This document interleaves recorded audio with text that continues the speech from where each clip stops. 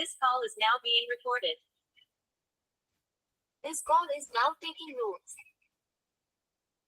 Spine सीधी 3 बार ओम का उच्चारण, उसके बाद प्रार्थना। ओ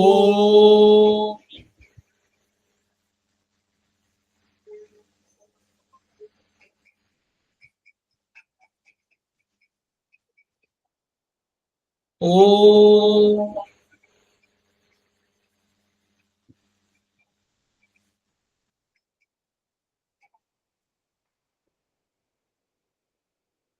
ओ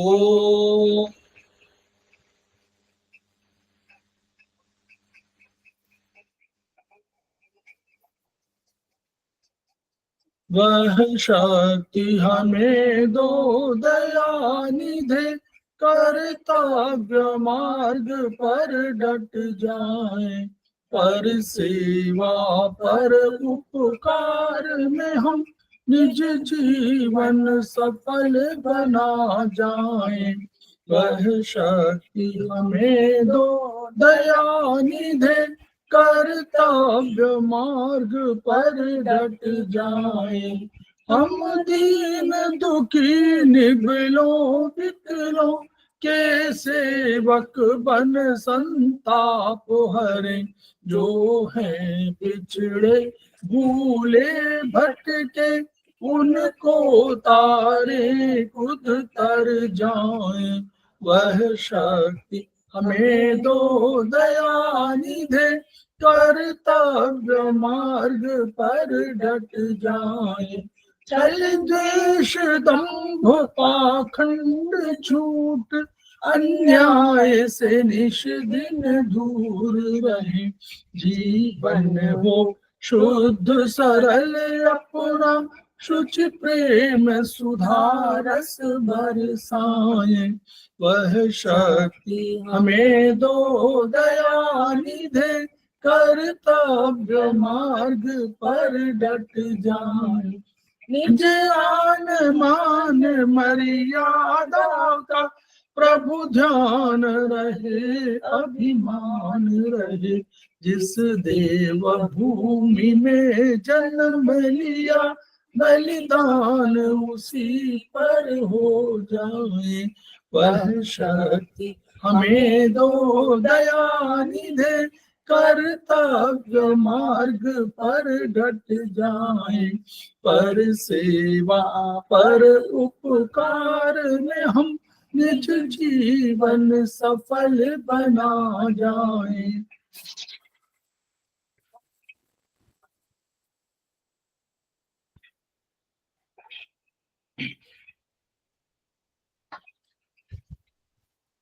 नमस्ते। नमस्ते। Good evening sir. Good evening. समवाई ऑनलाइन क्लासेस में आप सभी का स्वागत है।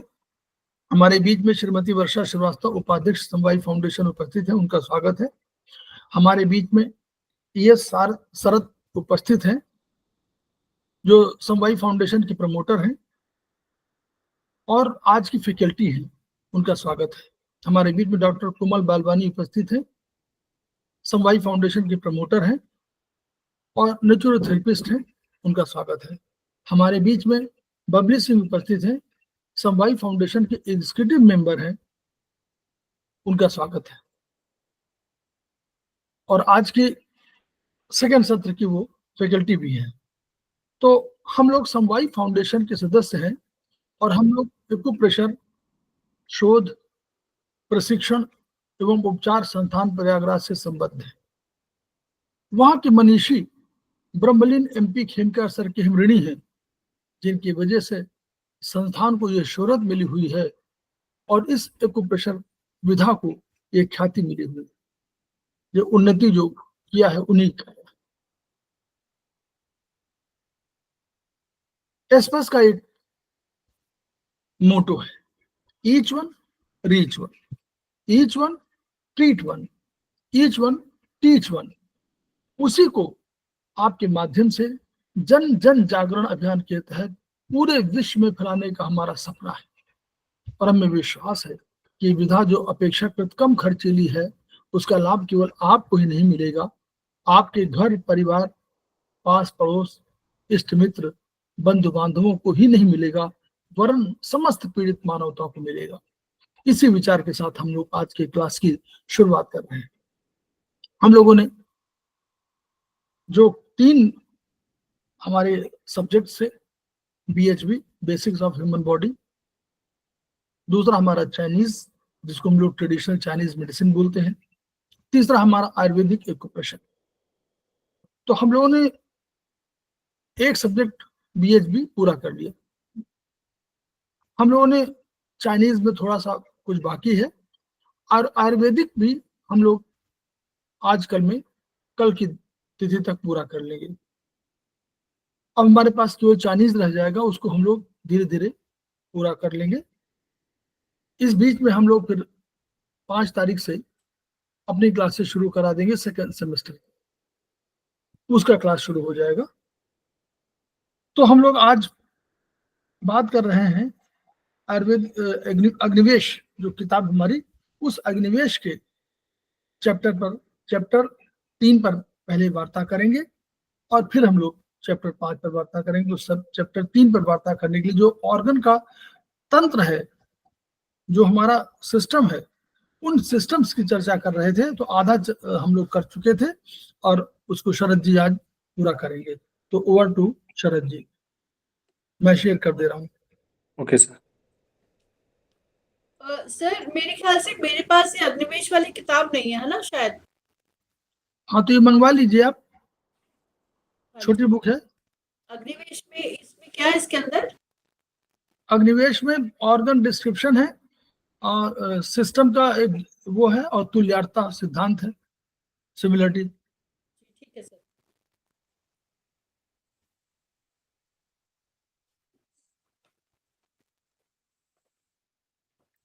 सर वो इमेजेस दिखा दीजिए। सर जो इमेज जो भेजा था सर PDF वो दिखा दीजिए। Sir good evening. जो भी डाला है, यस सर। अभी डाला है ना जो ये आज जैसे जो आपको सेंड किया था सर, जो आपको, यस सर वो रहा बॉडी मैनेजमेंट 2 सर, वो टैब खुला हुआ है। यस सर, हाँ वो ऊपर तो ये है, yes, sir. हाँ, yes, ये ना, हाँ yes, sir. चाहिए, अभी Yes, दिखाए। sir. हाँ यस सर, यहाँ से जी अच्छा, शुरू करिए। बाकी सब मैं रीड मार दूंगा जो भी नोट्स। सर जो है नोट्स वो मैं रीड कर दूंगा, बाकी इसमें समझ में आ जाएगा क्या क्या है बेसिकली। ठीक। सो जो हम अभी पढ़ने जो शुरू करेंगे, सबसे पहला है आपका मस्कुलर सिस्टम। जैसे नाम से पता चल रहा है, इसमें जो भी हमारी बॉडी में जो मसल्स हैं उनके बारे में हम पढ़ेंगे। तो सिस्टम यानी कि इनका पूरा एक सिस्टम है, मतलब पूरी बॉडी में है ये मसल्स। इनका काम जो होता है बेसिकली शरीर को मूव कराने में है, आपका जो पोस्चर है उसको मेंटेन करने में, एंड बॉडी में जो भी ब्लड सर्कुलेशन है, जैसे ब्लड सर्कुलेट होता है उसमें हेल्प करने के लिए। 3 टाइप के बेसिकली, जो 3 टाइप के आपके मसल्स होते हैं, जैसे आप देख सकते हैं इसमें। पहला है आपका कार्डियक मसल, दूसरा आपका स्केलेटल, एंड तीसरा है आपका स्मूथ मसल। स्मूथ मसल्स होते हैं जिससे आपके जो ऑर्गन्स के जो बनते हैं ना मसल्स, उनको, वो है आपके स्मूथ मसल्स। और कार्डियक मसल आप जानते हैं, वो एक कार्डियक मसल सिर्फ जो हार्ट में ही है, हार्ट जिससे बना है वो है आपका कार्डियक मसल। बाकी जो भी है आपके बोन से कनेक्टेड होते हैं वो आपके स्केलेटल मसल्स हैं। जैसे आपने जाना कि इनका जो प्राइमरी फंक्शन होता है वो आपको बॉडी को मूव कराना with the help of bones, and आपके पोस्चर को मेंटेन करना, एंड बॉडी में जो ब्लड सर्कुलेशन हो गया, या फिर जैसे आपको खाना भी, जो आपके ऑर्गन्स जो GIT उसमें से जो जाता है वो भी मसल्स के थ्रू ही जाता है, जो उनके मूवमेंट की वजह से। तो ये मूवमेंट होती कैसे है बेसिकली? तो हमारे जो मसल्स होते हैं उनमें एक काबिलियत होती है कि वो कॉन्ट्रैक्ट कर सकते हैं और रिलैक्स कर सकते हैं। और ये कॉन्ट्रैक्ट और रिलैक्स करते टाइम जो उससे एक फोर्स जनरेट होती है, उस फोर्स के थ्रू ही अपना जो भी मूवमेंट है वो हो पाता है बॉडी में। और ये मसल्स की जो भी एक्टिविटी है कि मैं उनको सिग्नल कौन देगा, मतलब कि कैसे करेंगे, कब कॉन्ट्रैक्ट होना है या कब रिलैक्स होना है, वो काम करता है आपका नर्वस सिस्टम। जैसे हमने जो पहले पढ़ा था कि नर्वस सिस्टम जो होता है वो आपका सेंटर है, मतलब जो भी सिस्टम है सबको जो रेगुलेट करता है वो आपका नर्वस सिस्टम जो है रेगुलेट करता है। देन हमने पढ़ा था कि दो नर्वस सिस्टम 2 टाइप के होते हैं, जो मेन 2 टाइप के हैं। एक है आपका सेंट्रल नर्वस सिस्टम जिसमें आपका ब्रेन एंड स्पाइनल कॉर्ड आता है, दूसरा है आपका पेरिफेरल नर्वस सिस्टम जिसमें से जो ब्रांच निकलती है, याद होगा आपको कि जो स्पाइनल कॉर्ड से ब्रांच निकलती है जिससे आपके ऑर्गन्स और लिम्स कनेक्टेड होते हैं। देन हमने इसमें पढ़ा था कि पेरिफेरल नर्वस सिस्टम में उसके भी फर्दर 2 पार्ट होते हैं। एक है आपका सोमैटिक, एक है आपका ऑटोनोमिक। सोमैटिक जिसमें वॉलंटरी मूवमेंट जो आप अपनी मर्जी से कर सकते हैं, जैसे आपको हाथ को जगड़ना है या फिर मसल्स पंप ये सब करना है, जो भी मूवमेंट जो आप खुद कर सकते हैं, उसके अंदर वो आता है सोमैटिक। तो अब उसके अंदर वो जो सिस्टम जिन मसल्स को कंट्रोल करता है उनको बोलते हैं वॉलंटरी मसल्स। तो वॉलंटरी मसल का जो एग्जांपल है, सबसे बढ़िया एग्जांपल है आपका स्केलेटल मसल्स। ठीक है, अब बचे हमारे 2 muscles, cardiac and smooth muscles. वो आते हैं आपके ऑटोनोमिक नर्वस सिस्टम के अंदर, जो जिनके अंदर होते हैं जो भी बॉडी में इनवॉलंटरी मूवमेंट्स, यानी ऑटोमेटिक मूवमेंट्स जो आपकी मर्जी से नहीं होते हैं, मतलब वो हो जाते हैं, मतलब जो जैसे हार्ट का बीट करना या आपकी जो भी जैसे जीआईटी में जो खाना जाता है, तो वो सब जो भी पर्पस जिसमें आपका कोई मतलब कंट्रोल नहीं है आप, तो ऐसे मसल्स को कंट्रोल करता है इनवॉलंटरी, वो इनवॉलंटरी मसल्स को कंट्रोल करता है वो जो सिस्टम है। जो उसका जो एग्जांपल है आपका कार्डियक मसल एंड आपके जो भी ऑर्गन्स हैं उनके स्मूथ मसल्स। तो ये हो गया, ठीक है, ये हो गया। देन आपके थोड़ा एक हमें डाउट आता है कि एक वो था टेंडेंस एंड लिगामेंट्स में। तो टेंडेंस बेसिकली होते हैं, उसको याद करने के वो एक छोटा सा वो है, ट्रिक है, MTB, यानी मसल टेंडन बोन्स, मतलब जो मसल को और बोन्स को जो अटैच करते हैं वो होते हैं आपके टेंडेंस। बाकी भी जो बचा लिगामेंट, लिगामेंट होते हैं जो आपके बोन टू बोन, जो बोन, 2 बोन के बीच में जो, सर इसमें फोटो होगी इसमें, BLB, नहीं सर थोड़ा नीचे है, हाँ ये उसको 3 है BLB जो, बोल देते हैं। यस सर, हाँ BL, yes sir, BLB, yes bone, sir, ligament, bone, bone, yes sir, MTB and BLB, 2 याद रख लीजिए, याद रखें। बस ऐसे याद। सर एक और वो इमेज दिखा दीजिए, थोड़ा और अच्छा समझ में आ जाएगा, मतलब इसी के नीचे है ये सर नीचे है, ये 3 टाइप हो गए जैसे मैंने बोला था, जो स्केलेटल एंड देन ये cardiac muscles, skeletal muscles, smooth muscles, ये हो कार्डियक, गई स्केलेटल, स्मूथ, 3 स्मूथ है। मसल्स जो आर्गन के। सर वो शायद इस साइड रह गया, वो कोई नहीं। ठीक है, अब ये हो गया आपका मसल सिस्टम कंप्लीट हो गया। अब आते हैं आपके बोनी सिस्टम पे, यानी बोनी यानी ये सर, ये रहे थोड़ा ऊपर से, थोड़ा ऊपर, थोड़ा ऊपर, थोड़ा ऊपर। ये रहा, ये रहा, ये आप देख सकते हैं, देखिए ये 2 बोन को कनेक्ट कर रहा है लिगामेंट। हाँ ये देखिए, हाँ देन टेंडन कनेक्ट कर रहा है आपके मसल एंड बोन को, ये बोन देख सकते हैं। देन है कार्टिलेज, ये भी। बोन टू बोन को देखिए, देखिए यहाँ यही देख लीजिए, बहुत बढ़िया है। लिगामेंट जो है बोन टू बोन कर रहे हैं ना, अब हाँ बोन ये और भी मसल 2, वो टेंडन कर रहे हैं। MTB ये जो है MTB बोन है, और ये देखिए मसल्स आकर के उस पे मसल से, इस तरह उसको याद करने का तरीका वही है। MTB, MTB। MTB याद रखिए, और BLB। अब ठीक है, अगला है आपका बोनी बोनी सिस्टम या फिर स्केलेटल सिस्टम। ठीक है, इसमें हम बोन के बारे में बात करेंगे। जैसे हमने वैसे इनको वैसे दोनों कंबाइन करके काम करते हैं। जैसे आपका जो सिस्टम है, तो बोन से अटैच होता है आपके मसल्स, देन ही आपका मूवमेंट हो पाता है बॉडी में। बट मसल्स का एक और काम होता है बेसिकली। मसल्स क्या है, जैसे मसल्स जो है वो सपोर्ट प्रोवाइड करते हैं, वैसे आपके बोन भी बॉडी को सपोर्ट प्रोवाइड करते हैं और ये प्रोटेक्ट भी करते हैं। जैसे आपने देखा होगा लाइक आपके इंटरनल ऑर्गन्स जो हैं उनको, जो मेन है, जैसे आपके जो लंग्स है और आपका हार्ट है, लिवर, जो भी रिबकेज के अंदर होता है, स्प्लीन, इवन स्टमक भी है, तो ये सब उनको प्रोटेक्ट करने के काम भी आता है आपका ये जो बोन है। और आपके मूवमेंट कराने में हमने देख लिया, जैसे मसल्स के साथ मिलकर ये आपकी बॉडी को मूव कराने में हेल्प करते हैं। ठीक है, जैसे हम देख ये सकते देखिए, हैं। इसमें इसमें इसमें एक थोड़ा विशेषता ये होती है वर्चुअली। देखिए ये देखिए हाथ का दिखा रहा है ना, ये मसल्स, ये मसल आपका है। मसल जो है बोन से, 2 बोन से जुड़ी होगी। एक बोन आपकी यहाँ से यहाँ होगी, एक बोन यहाँ से यहाँ होगी। तो मसल इस बोन से, ऊपर वाली दिखाई दे रहा, ऊपर वाली बोन से नीचे वाली बोन से जुड़ी होगी, तभी यस तो सर। मसल का कॉन्ट्रैक्शन हो पाएगा। मसल हम्म जब कॉन्ट्रैक्ट करेगी तो ये मूवमेंट हो पाएगा।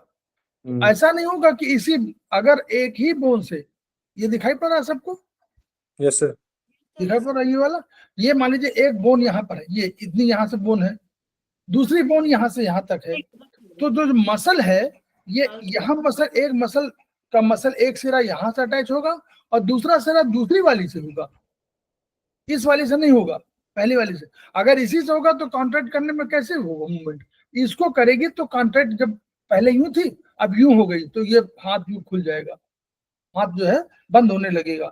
फिर इसको रिलैक्स कर देगी तो ये खुल जाएगा। इस तरह है, ये दिस इज फंक्शन जी। ठीक सारा जो आपको सही है सर, स्केलेटल में जो सिस्टम है उसके पार्ट्स हैं, आपके बोन्स हो गए, देन आपके कार्टिलेज जो आपने पहले देखा था, एंड देन लिगामेंट्स। ठीक है, बोन्स टोटल 206 होते हैं हमारी बॉडी में, यह सब हमने पढ़ा है ये पहले भी छोटे में से ही। और जो बोन्स होते हैं वो डिफरेंट डिफरेंट शेप्स के होते हैं, कुछ सिलेंड्रिकल होते हैं, कुछ फ्लैट होते हैं। ठीक है, डिफरेंट शेप होता है इनका। ये मसल्स का है, ये पूरे मसल्स है, देख लीजिए आप, ये मसल सिस्टम के हैं, डिफरेंट मसल्स जो हमारी बॉडी में है वही है। सर नीचे जाइए।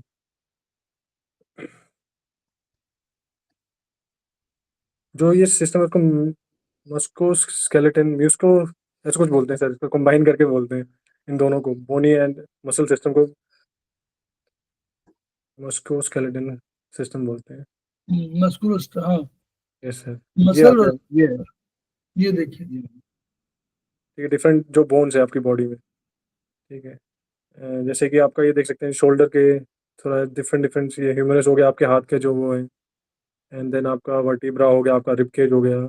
रिब केज में क्या होता है, एक पेयर है, एक कम से कम सात वो होते हैं जो पूरे कवर होते हैं, और दो इनमें से इनका जो एंड है ना वो खुला रहता है, सबसे नीचे वाले दो हैं उनका ओपन रहता है, बाकी दो ये एक लाइक पूरा शेप आ जाता है इनका ना, कर्व शेप, सात जो पेयर है।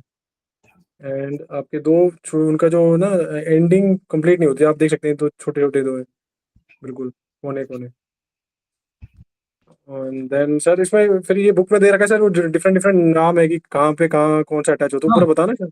हाँ बता दे, ठीक है, छोड़ जो दे, आपके बोल दे। यस सर, नहीं सर है मेरे पास है, आप वो दिखा दीजिए, उसमें दिख जाएगा, इसमें तो मैं बुक से पढ़ दूंगा सर। तो बेसिकली इसमें होता है कि आपके जो आर्म्स का जो सबसे ऊपर वाला जो पोर्शन है, जहाँ पे वो शोल्डर से कनेक्ट होता है, जो बोन का वो हिस्सा है उसको ह्यूमरस बोलते हैं। जैसे आप देख सकते हैं हाथ का जो सबसे, जो आपके जहाँ पे आपके बाइसेप्स होती है, बाइसेप्स वाला बोन उसके मसल के नीचे। देन जो फ्रंट में होते हैं आपके दो कॉलर बोन है, क्लैविकल।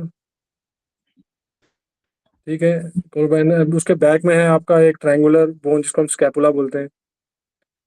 अब ह्यूमरस के नीचे वाला हिस्सा जो है वो है आपका जो एल्बो जॉइंट से कनेक्टेड है, जॉइंट होते हैं बेसिकली, जॉइंट से कनेक्टेड है। ठीक है, उसके नीचे जो फोर आर्म्स हो गए आपके, देन आपके ये हो गया आपके क्या बोलते हैं, कार्पल कार्पल बोन्स हैं। नीचे यस सर, ये देन फिर कार्पल, मेटाकार्पल है, कार्पल फेलेंजेस, चैलेंजेस है। ये सब के ठीक बोन है, है। Yes sir. देन आता है आपका स्पाइन जो आपके स्कल से कनेक्टेड है। हम्म, ठीक है, एंड उसमें स्कल में थोड़ी खासियत है, स्कल में एक आप देख सकते हैं जहाँ आपकी आंखें हैं वो दो, एक कैविटी है वो। ठीक है, जिसमें आपकी आंखें उसको बोलते हैं क्रैनियल कैविटी बोलते हैं। एंड देन है उससे कनेक्टेड है, उसके बगल में बीच में जो स्पेस है वहाँ पे आपकी वो आता है, नोज आता है। देन वहाँ पे जो जॉ की दो वो आती है बोन, एक है आपका अपर जो, एक है लोअर जो। तो उसमें बुक में थोड़ा गलत है, इसमें अपर जो मैंडिबल लिखा है बट वो नहीं है, आपका लोअर जो मैंडिबल है। मैंडिबल यानी कि जो मूव कर सकता है पूरे स्कल में, ये एक इकलौता जो बोन है, लोअर बोन, ये लोअर चीक, ये आपका जो जॉ बोन है जो मूव करता है। बाकी आपका जो अपर बोन है, ऊपर अपर जो है मैक्सिला, वो, मैक्सिलर, जैसे मैक्सिलरी बोलते हैं, नीचे मैंडिबल, जैसे मैंडिबल। वो तो सर बुक मैक्सिल। में अपर जो मैंडिबल लिखा है वो थोड़ा गलत है, पिछली बार भी मुझे करेक्ट किया था सर ने, किसी सर ने, तो अभी मैंने इसमें देखा। इसमें नीचे तो बना हुआ हो तो मैंडिबल ही बना हुआ, ठीक बना नहीं सर, हुआ है। बुक में लिखा है कि below this is the upper जो मैंडिबल, बुक में अच्छा ये वो लिखा तो हुआ है। आप करेक्शन कर लीजिए। हाँ ये सर वो करेक्शन है, इसमें लोअर जो मैंडिबल होती है वो मूव कर सकता है, आपका अपर जो आपका फिक्स है वो टेम्पोरल, हाँ टेम्पोरल मैंडिबल जो है नीचे, बोल नीचे से। वाला जबड़ा, नीचे वाला जबड़ा है, हाँ सर, मैंडिबल नीचे उसमें फिर वाला है। आपके जो आपके लोअर और अपर उसमें आपके सॉकेट्स बने होते हैं जिसमें आपके दांत वो होते हैं, दांत फिक्स होते हैं। ठीक है, तो ये हो गया, वो हो गया। देन इसमें जो जैसे मैंने पहले बताया था, इसमें जो रिब्स होती हैं चेस्ट में, वो आपके स्टर्नम, फ्रंट में स्टर्नम जो है आपका, मीडिया स्टर्नम भी बोलते हैं, जो फ्रंट में जो स्टर्नम है उससे ज्वाइन होता है आपके रिब्स, सात पैर। एंड देन वो पीछे होते हैं आपके, जो पीछे अगर आप पीछे देखेंगे तो वो आपके जो आपके जो स्पाइन वर्टिब्रा उससे कनेक्ट होते हैं। ठीक है, अब उसमें जैसे बोला था lower most ribs have interior ends free. ठीक है, जो दो उसके दो ना दो, बाकी जो स्मॉल जो है उसके दो एंड फ्री होते हैं बिल्कुल, अलग से, ऐसा लगता है टूटा हुआ है, मतलब वो टूटा नहीं होता है, वैसे ही बना हुआ है मतलब। देन है आपके ट्रंक देख लेते हैं, ट्रंक में जो पेल्विक बोन है सबसे जो मेन है। ठीक है, ये फ्लैट बोन होती है, एंड ये दोनों जुड़ी होती है टुगेदर। ठीक है, जुड़ी होती है। उसके नीचे है आपका जो है आपके फीमर बोन, जो सबसे स्ट्रॉन्ग बोन है पूरी बॉडी में, सबसे ज़्यादा लोड उठा सकती है। देन वो कनेक्टेड है आपके टिबिया। सबसे लंबी, सबसे लंबी बोन जो है, सबसे लंबी बोन फीमर है। Yes sir. तो सर सबसे ज्यादा लोड कैपेसिटी भी सर फीमेल ही उठा सकती है। हाँ, यस तो सर। चलिए, देन उसके नीचे वो पेटेला जो जॉइंट है आपका पटेला, पटेला जो कि यही जो गोल गोल घूमता रहता है, देखिए यस सर। आपको सामने दिखाई पड़ता है ना पटेला, वही है पटेला। उससे कनेक्टेड आपका टिबिया एंड फिबुला। देन उससे कनेक्टेड है जो आपके एंकल वाले बोन्स जो है, एंकल वहाँ पे टार्सल टिबिया जो मेटाटार्सल बीच वाली, जो मेन वाली है, नीचे वाली पैर की जो टिबिया मेन है, फिबुला उसमें एक अटैच है, अटैच है सपोर्ट करने, आई थिंक सर सपोर्ट करने के लिए टिबिया को। सपोर्ट करने के लिए। हाँ, देन आपके उसके नीचे जो एंकल के पास वहाँ है आपके टार्सल मेटाटार्सल एंड फ्लेंजेस। ऊपर जो हाथ में है वो कार्पल मेटाकार्पल, नीचे पाँव में आपके टार्सल एंड मेटाटार्सल। फ्लेंजेस दोनों कॉमन नेम है दोनों तरफ। चलो जिसका मतलब। तो बाकी ये ऊपर आप देख सकते हैं शोल्डर वाले क्लेविकल बोन है। ये क्लेविकल बोन आपको बाद में याद आएगा, मतलब एक जगह पे इसका यूज होगा। और वो ये भी आपको देखिए स्टर्नम याद रखिए, स्टर्नम सामने वाली जो yes, हड्डी होती है, हार्ट को कवर करती है, जो वो स्टर्नम दिखाई पड़ रहा होगा। स्पेलिंग देखिए, STERNUM, स्टर्नम। ऊपर yes, मैनुब्रियम, मैनुब्रियम दिखाई दे रहा है ना, ये जो है yes, ऊपर, इसी इसी उसको स्टर्नम को जोड़ती है, बीच में अटैच करती है क्लेविकल बोन से। clavicle bone से। ये हो गया सर आपका बोन स्केलेटल सिस्टम हो गया सर कंप्लीट। अब अगला है रिप्रोडक्टिव इसमें कुछ सिस्टम। पूछा तो नहीं किसी को, बाद में क्वेश्चन बना लीजिएगा, पूछेगा, ठीक है। अच्छा चलिए आइए। अगला है सर रिप्रोडक्टिव सिस्टम, हम्म, जो एक इम्पोर्टेंट सिस्टम है। ठीक है। अब इसमें जो होता है रिप्रोडक्टिव सिस्टम में ये बात है कि बाकी सब जो सिस्टम है वो कॉमन ही है, मतलब उनमें जो भी ऑर्गन है वो दोनों मेल फीमेल में सेम ही रहता है सब कुछ। बट ये जो सिस्टम है अलग है, मतलब मेल में अलग है, फीमेल का अलग है सिस्टम, जो ऑर्गन है वो अलग है बेसिकली। आप फीमेल मेल फीमेल में अब ये होते हैं आपके इंटरनल एंड एक्सटर्नल। ये है आपका मेल रिप्रोडक्टिव सिस्टम, आप देख सकते हैं पूरा। देन है सर, नीचे जाइए सर, ये आपका फीमेल रिप्रोडक्टिव सिस्टम। ठीक है। देन अब तो इसमें अब दो टाइप के होते हैं जो भी ऑर्गन्स हैं इसमें। एक होता है एक्सटर्नल, एक है इंटरनल। हम्म। ठीक है। जो आपके मेल, अब इसमें आते हैं सर, एक बार वो दिखा दीजिए, मैं इसमें से कोई बता दूंगा। मेल रिप्रोडक्टिव ऑर्गन जो बाहर है, ये देख सकते हैं ये हो गया आपका पेनिस, हो गया आपके स्क्रोटम, ये आपका जो मेल में जो एक्सटर्नल वाला है। बाकी हम्म। इंटरनल, ये जो बाकी चीज़ें सभी इंटरनल है, जो भी आप देख रहे हैं वो सब। ठीक है। एंड सिमिलरली हो गया आपके इंटरनल। सर फीमेल वाला दिखा दीजिए। ये मेल वाले देखिए, मेल वाले में 3 है ना, स्क्रॉटम, टेस्टिकल, ये सब बाहर वाला, यूरेथ्रा ये बाहर है, सब जो पेनिस वाला जो पूरा है, पेनिस एंड एपिडाइडिमिस जो है टेस्टिकल ही ये है। कवरेज है, ये सब यस बाहर सर। आते हैं। और ये बाकी सब जन्म के अंदर है। पहले, और ये जन्म के पहले, याद करिएगा, जन्म के पहले ये एब्डोमेन में होते हैं। Yes sir. जन्म जैसे जन्म होने वाला होता है उसी समय बाहर आते हैं। ठीक, आगे चलिए। फीमेल में, फीमेल में, हाँ बात बताइए, चलिए। ये सर, ये रहा जो, ये जो नीचे वाला है ये है आपके एक्सटर्नल। ठीक है। ये ये हो गया क्लिटोरिस, हो गया आपका, ये हो गया आपका लैबिया मजोरा, लैबिया माइनोरा, हाइमन, ये सब आपके एक्सटर्नल है। और जो उसके ऊपर है सर, ऊपर वाला, ऊपर वाला, देन ये जो है जो भी है, ओवरी हो गया, यूट्रस, सर्विक्स, फैलोपियन ट्यूब, ये सब आपके इंटरनल दो रिप्रोडक्टिव ऑर्गन है दो फीमेल के। ओवरी मिलेंगी, एक यूट्रस मिलेगा। सर्विक्स, सर्विक्स बिल्कुल वो गर्दन है, समझ लीजिए। सर्विक्स जो है लास्ट में, जो वहां से जो बर्थ कैनाल वाला वो है, उसी के एरिया सर्विक्स में है। और ये वेजिनल ओपन है, ये वेजिनल ओपनिंग बाहर से, ये बाहर के एक्सटर्नल ऑर्गन से अंदर से अटैच होती है। और फेलोपियन ट्यूब दो होती, दो ट्यूब होती हैं, जिनमें, जिनके थ्रू ये ओवरी से जब ओवम आता है तो इन्हीं फेलोपियन ट्यूब में यहाँ पर स्थिर हो जाता है, रुक जाता है, रेस्ट लेता है। ठीक है। तो ये these are। हाँ, जैसे हमने पढ़ा था पहले कि शुरुआत में हमने पढ़ा था सेल में कि जो ह्यूमन बॉडी है वो बनी है 2 सेल से, ओवा एंड स्पर्म। हम्म, तो जो स्पर्म है वो आपका आएगा मेल, मेल हम्म, मेल साइड से, एंड जो ओवा है वो आपका है वो फीमेल साइड से। तो जैसे इसमें थोड़ा बुक में सब थोड़ा वो दे रखा है कि 23 वो होते हैं टोटल आपके। मेल साइड में भी 23 पेयर होते हैं और फीमेल साइड में 23 होते हैं। ऐसा नहीं है कि 23 इसके मिल गए या 23 उसके मिल गए। टोटल 46 जो है क्रोमोसोम्स हैं। ठीक है। हम्म। तो अब 46 इसमें क्रोमोसोम होते हैं, 23। 23 पेयर नोट कर लीजिए।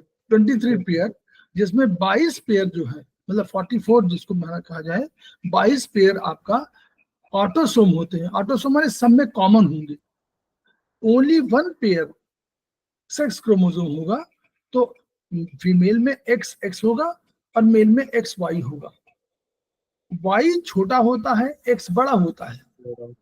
लेकिन जब अब फीमेल का XX और उधर XY है, अगर मान लीजिए फीमेल का X उसके X से मिल गया, तो जो चाइल्ड होगी वो बेबी चाइल्ड जो है गर्ल होगी। और अगर X फीमेल का X दूसरे के Y से मिल गया, तो XY बनेगा और XY हो जाएगा मेल, तो वो मेल हो जाएगा।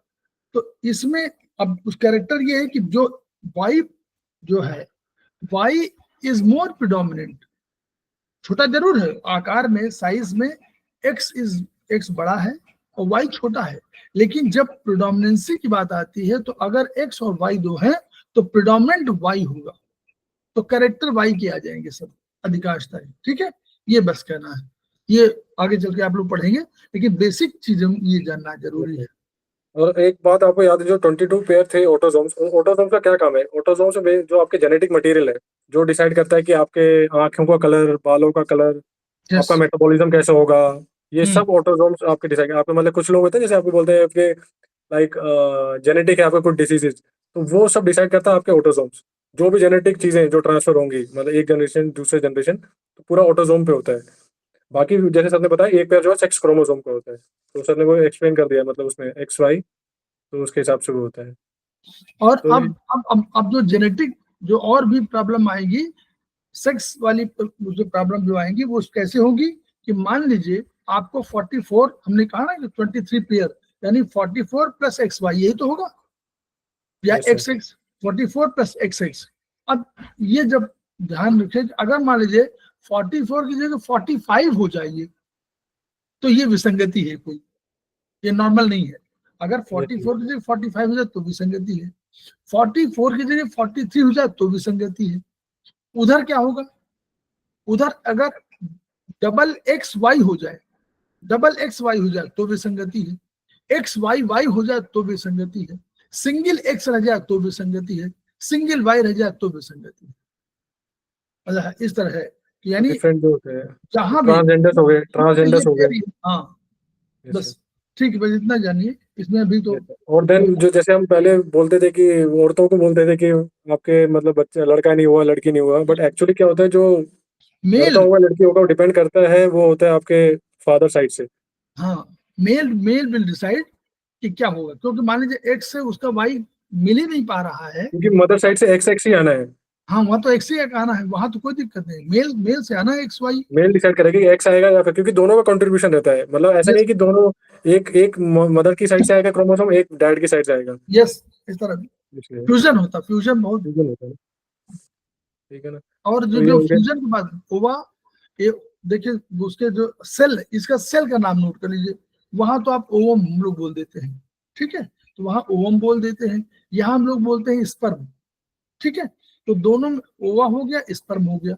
अब जब बनता है, जब पहली बार कोई चाइल्ड बनेगा, तो उसको हम लोग जाइगोट बोल देंगे, वो सेल जाइगोट होगा, ठीक है। बस इतना समझ लीजिए, आगे देखा जाएगा। ठीक है, तो ये हो गया आपका रिप्रोडक्टिव सिस्टम। अब अगला आता है एंडोक्राइन, जो सबसे इंपॉर्टेंट है, मतलब जो भी आपका जो भी है सब कुछ इसी सिस्टम से होता है, मतलब manage like sir nervous system के बाद आई थिंक ये सबसे इंपॉर्टेंट है एंडोक्राइन। नहीं, न्यूरो, जिसको इस तरह कहना चाहिए हम लोगों को, न्यूरो सिस्टम के बाद सबसे इंपॉर्टेंट है, और न्यूरो सिस्टम का ही पार्ट मानिए। पार्ट भी है न्यूरो सर, सिस्टम और एंडोक्राइन सिस्टम मिलके कंट्रोल करते उनके हैं, काम करते हैं। अकेले दोनों नहीं, अकेले नहीं कर सकता, ना एंडोक्राइन ना अकेले nervous system along with endocrine system, they control the whole system. और अगर वैसे देखा जाए, तो अगर आप क्लासिफिकेशन कहीं करना चाहेंगे, तो पहला क्लासिफिकेशन में नर्वस सिस्टम, जिसमें हम एंडोक्राइन सिस्टम को जोड़ रहे हैं, nervous system is more important, number 1। Number 2 जो हम लोग अभी पढ़ रहे थे, reproductive system, this system is also very important because it creates something, इसलिए इंपॉर्टेंट है। इट इज अगर आपको कभी कोई जनरेशंस में जाना है, किसी को आगे जाना है, तो नेचुरली आप कोई ऐसा तो है नहीं कि 100 साल की भाई अब इसमें उम्र बताई जा रही है, तो 100 साल की उम्र है तो आगे अगर जनरेशन टू जनरेशन जाना है तो only reproduction is there. Okay, चलिए आइए। ठीक है, तो एंडोक्राइन सिस्टम में मेन चीज क्या होती है कि इसमें हार्मोन्स जो होते हैं, आपकी बॉडी हार्मोन्स बनाती है, उनका सीक्रेशन होता है। तो अब जैसे एक एंडोक्राइन है, एंडोक्राइन मतलब इसमें इनको एंडोक्राइन से बोलते हैं, जो सीक्रेट करता है ना वो सीधा डायरेक्ट जाता है आपके ब्लड में। इसका एक दूसरा सिस्टम भी है एक्सोक्राइन, जैसे जो उसमें क्या होता है ग्लैंड के थ्रू बाहर मतलब सीक्रेट होगा, मतलब पहले ग्लैंड से आएगा फिर ग्लैंड के थ्रू या जिसमें भी जाना है, जहाँ अगर शरीर से बाहर जाना है या फिर कहीं भी जाएगा तो वो एक्सोक्राइन होता है। उसका एग्जाम्पल है आपका जो स्वेट ग्लैंड, जो स्वेट निकलता है आपका, आपका टीयर, जो आंसू निकलते हैं आपके, टीयर ग्लैंड। ठीक है, म्यूकस का भी है, वो भी आपका एक्सोक्राइन है। हाँ, उसको बहुत सरल शब्दों में अगर आप समझे तो एक्सोक्राइन एंडोक्राइन में अंतर ये है कि एंडोक्राइन में क्या है कि कोई प्लेटफॉर्म नहीं होगा, सिंपल प्लेटफॉर्म। प्लेटफॉर्म माने कोई ऐसा नहीं होगा कि आप कोई ट्यूब हो किसी प्लेटफॉर्म, आप वो डायरेक्ट, अच्छा ब्लड में डायरेक्ट जाने का अर्थ ये मान लीजिए हमेशा कि वो सिस्टम वही है फिजिक्स का कि जाएगा तरल में जाएगा तो भी ब्लड में जाएगा, वो उस तरह सीक्रेशन हो रहा है। लेकिन अगर एंडोक्राइन है, एक्सोक्राइन है, तो एक्सोक्राइन कोई टिपिकल स्ट्रक्चर होगा, कोई ट्यूब होगी, कोई आधार होगा जिस आधार पे जाकर के और जाएंगे फिर वहां पर कहीं चले जाएंगे। तो यहाँ पर बस एंडोक्राइन में ये है कि एंडोक्राइन में कोई ऐसा प्लेटफॉर्म नहीं है, सीधे के सीधे आपको ब्लड में वो चला जाता है, बस ये है। ठीक है, तो अब सबसे पहला जो सबसे इम्पोर्टेंट है वो आपको सर, ये थोड़ा ऊपर करिए सर। सबसे पहला जो इम्पोर्टेंट है वो पिट्यूटरी ग्लैंड, ये आप देख सकते हैं। ठीक है, इसका एक होता है एंटीरियर, एक होता है पोस्टीरियर। तो ये जो यहाँ से ये हार्मोन सीक्रेट करता है कि जिसके थ्रू ना ये बाकी सभी एंडोक्राइन ग्लैंड्स जो है उनकी एक्टिविटी को ये क्या बोलते हैं कंट्रोल कर सकता है, मतलब ये दैट्स व्हाई इट्स बहुत ज़्यादा इंपॉर्टेंट है। मास्टर ये ग्लैंड। पहला, ये है मास्टर ग्लैंड है। ये हमारे front lower front part of brain में सिचुएटेड, आप जैसे देख सकते हैं लोअर फ्रंट पार्ट, ये देखिए। ठीक है, पिट्यूटरी ग्लैंड के पीछे है हाइपोथैलेमस है, फिर पिनियल है जो। ठीक है, तो सबसे पहला जो इंपॉर्टेंट है वो है थायराइड स्टिमुलेटिंग हार्मोन। ठीक है, जो थायराइड की जो भी एक्टिविटी है उसको कंट्रोल करता है। ठीक है, आयोडीन को कन्वर्ट करना हो थायराइड हार्मोन में, या फिर फ्लो, ब्लड का जो फ्लो है, मेटाबॉलिज्म, बेसिकली थायराइड क्या करता है मेटाबॉलिज्म को अफेक्ट करता है। तो वो होता है किसके थ्रू होता है, वो आपके थायराइड स्टिमुलेटिंग हार्मोन के थ्रू होता है, टीसीएच के थ्रू। देन है आपका आइड्रिनो कोर्टिकोट्रोपिक हार्मोन एसीटीएच। ये जो है आपके एड्रेनल ग्लैंड जो आपके किडनी के ऊपर होते हैं उनको, ठीक है, उनको उसकी डेवलपमेंट को कंट्रोल करते हैं, या उनके जो भी फंक्शन है उसको डेवलप वो कंट्रोल करते हैं। ठीक है, क्योंकि वो उनका बहुत इंपॉर्टेंट रोल होता है एड्रेनल ग्लैंड का जो है। ठीक है, लाइक इसमें लिखा हुआ जैसे growth of muscular glycogen, collection of fat, इन सब चीज़ों में जो है आपका एड्रेनल ग्लैंड काम करती है, मतलब उसको जो कंट्रोल उसको करता है वो है आपका उसको एसीटीएच। उसको थोड़ा दिखा देते हैं। Yes sir. सर वो इमेज इमेज है सर, बढ़िया वाली। नहीं, इमेज तो इमेज भी देते रहते, बीच में दिखाते रहते ताकि वो नाम तो उसे कंफर्म होते चले। मैं इसलिए कह रहा हूँ आगे बाद में ये रहेगा। ये देखिए, ये बात हो रही है, इनकी बात हो रही है ये वाली, अब इसी में ये है, ये टाइट टीएसएच। तो टीएसएच देखिए बहुत बढ़िया बताया कि टीएसएच जो है वैसे था क्या कहता है, थायराइड स्टिमुलेटिंग हार्मोन है, थायराइड को स्टिमुलेट कर रहा है। तो it is not excretion of या secretion of thyroid, but it is secretion of pituitary, बस ये समझना। ठीक है सर, और नीचे नीचे है सर, नीचे डिफरेंट है, ये ये रहे, ये सर, ये देन है आपका ग्रोथ हार्मोन, जो आपके जो भी जितने भी टिश्यूज है बॉडी टिश्यूज के ग्रोथ के लिए रिस्पॉन्सिबल है। ठीक है, ठीक है, ओके। देन आपका है फॉलिकल स्टिमुलेटिंग हार्मोन और ल्यूटिनाइजिंग हार्मोन। ये दोनों, ये क्या है, दोनों मेल फीमेल दोनों में होते हैं। ठीक है, जैसे इन फीमेल में क्या करते हैं, ये जो ओवरिन फॉलिकल जो बनता है आपका उसको फॉर्मेशन में हेल्प करते हैं। ठीक है, एंड मेल में क्या करते हैं, ये स्पर्म बनाने में। ठीक है, यहाँ पे ओवा जो एग है उसको बनाने में हेल्प करते हैं ये फॉलिकल स्टिमुलेटिंग हार्मोन, और मेल साइड में जाएंगे तो वहाँ पे ये स्पर्म बनाने में हेल्प करता है। देन है आपके ल्यूटिनाइजिंग हार्मोन एलएच। ये फीमेल में कॉर्पस ल्यूटिस, जो आप पढ़ेंगे मतलब डिटेल में जब पढ़ेंगे, जब रिप्रोडक्टिव सिस्टम, उसमें ये उसकी फॉर्मेशन में हेल्प करता है ये। एंड जो भी आपके मेमोरी ग्लैंड्स होती हैं जिसके थ्रू मतलब जो ब्रेस्ट मिल्क, जो ब्रेस्ट वो डेवलप होता है, मतलब बच्चा होने से पहले जो डेवलपमेंट होता है उसमें ये हार्मोन आपका हेल्प करता है। मेल साइड में ये करता है जो आपका जो टेस्टोस्टेरोन है उसके सिक्रेशन में, मतलब कितना होना है, कि किस क्वांटिटी में होना है, तो वो डिपेंड करता है आपके इस LH हार्मोन के थ्रू।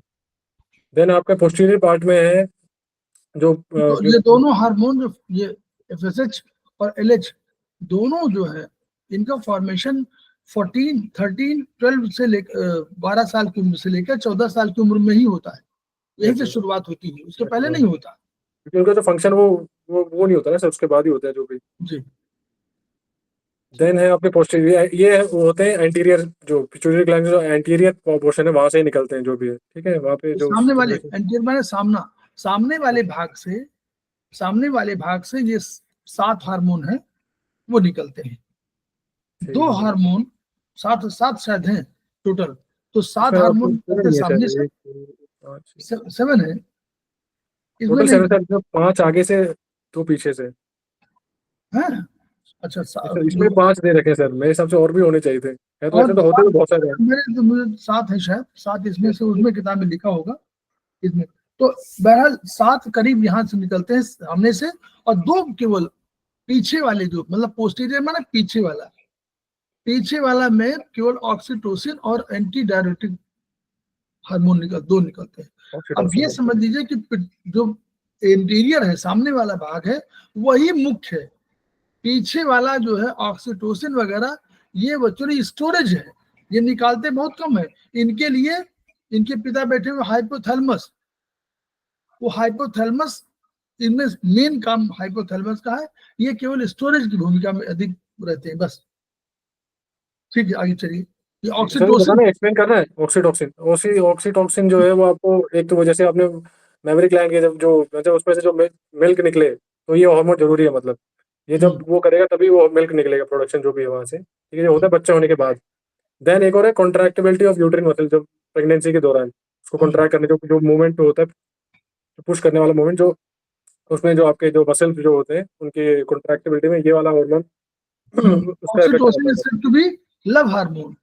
लव हार्मोन, यस, उस टाइम भी निकलता है सर, जब आप लव हार्मोन बोलते हैं, तो लव, जब जो लव वाला एलिमेंट है, तो उस समय ये ऑक्सीटोसिन का रोल बढ़ जाता है।